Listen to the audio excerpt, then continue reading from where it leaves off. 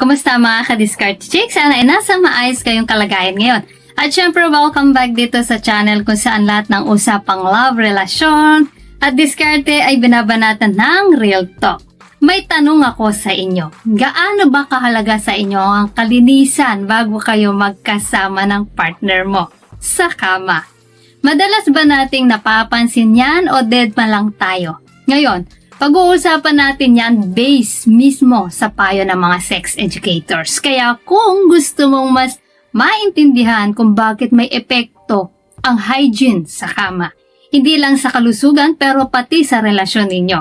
Stay tuned hanggang dulo. Bago po ang lahat, nais ko lang po ipauna ang aking taus-pusong pasasalamat sa lahat po ng mga sumusuporta sa Diskarte Chicks channel.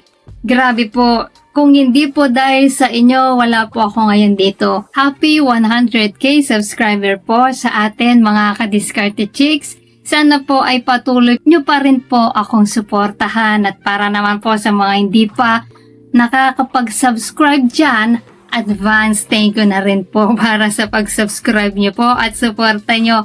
So ready na po ba kayo? Tara, simulan na natin. Alam niyo ba na ayon sa pag-aaral, malaking factor talaga ang hygiene pagdating sa intimacy. Hindi lang ito tungkol sa amoy o itsura. Kasama dito ang kalusugan, comfort at respeto sa isa't isa. Una, kalusugan. Kapag maayos ang personal hygiene, mas mababa ang tsansa ng infection o pangangati. Halimbawa, regular na paghuhugas bago at pagkatapos makipagdigmaan ay basic pero super effective para maiwasan ng bakterya at yeast infection. Hindi lang ito para sa babae, pati sa lalaki. Equally responsibility ito. Imagine na lang, ka-Diskarte Chicks. Pupunta ka sa isang date tapos biglang di pala naligo o nag-toothbrush yung kasama mo. Ang awkward, diba? Ganon din sa kama. Hygiene sets the mood at nagtatanggal ng kaba. Pangalawa, respeto at comfort. Kapag pinapakita mong malinis ka at inaalagaan mo ang sarili mo bago makipagdigmaan sa partner mo, parang sinasabi mo rin sa kanya, mahalaga ka at mahalaga sa akin ang experience natin. Kaya napapaganda nito ang tiwala at confidence ninyo pareho. Di ba mas nakaka-turn on kapag alam mong malinis, fresh at handa kayong dalawa? Ngayon, mga simpleng tips na maire-recommenda ko po para sa inyo mga ka-Diskarte Chicks para masiguro ang kalinisan sa kama. So number 1 is shower o linis muna bago ang intimacy. Kahit mabilis lang, nakakatulong ito para fresh kayo pareho. So number 2, maghugas ng kamay at kuko. Simple pero madalas nakakalimutan. So pangatlo is fresh underwear o bedsheet. Yes, kasama ang kama mismo. Ang malinis na kumot at bedsheet ay malaking bagay. So, pang-apat is oral hygiene. Huwag kalimutan ng toothbrush at mouthwash. So, pang-lima is regular check-ups para masigurado rin nga healthy kayo pareho. So, mga simpleng hakbang pero sobrang laki ng epekto sa overall experience ninyo. Sandali lang mga ka-Diskarte Chicks, bago pa tayo magpatuloy, nakapag-subscribe ka na ba? Baka naman, i-hit mo na ang subscribe button.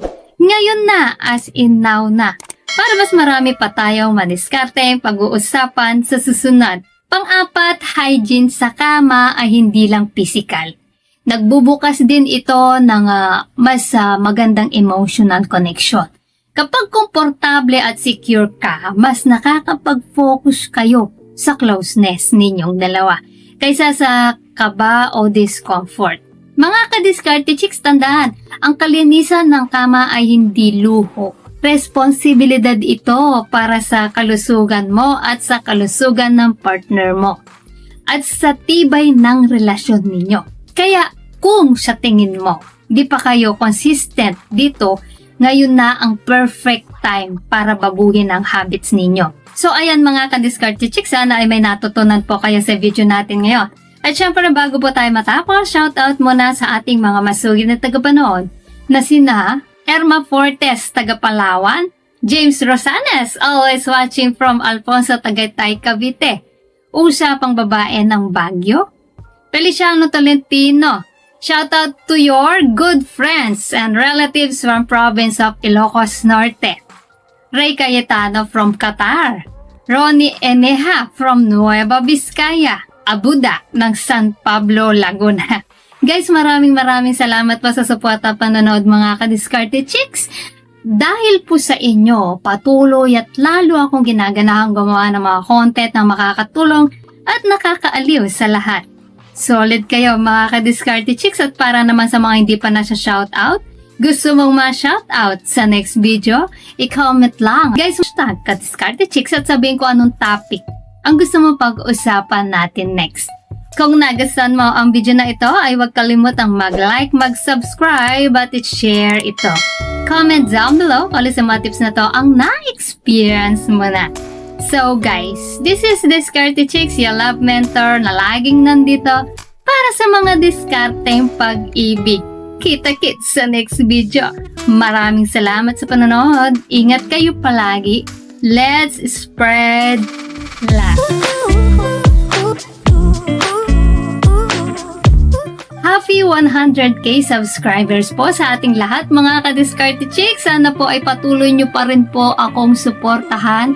At para naman po sa mga hindi pa nakakapag-subscribe dyan, advance thank you na rin po para sa pag-subscribe at suporta nyo po. Happy 100k subscribers po sa ating lahat mga ka-Diskarte Chicks. Sana po ay patuloy nyo pa rin po akong suportahan. At para naman po sa mga hindi pa nakakapag-subscribe dyan, advance thank you na rin po para sa pag-subscribe at suporta nyo po.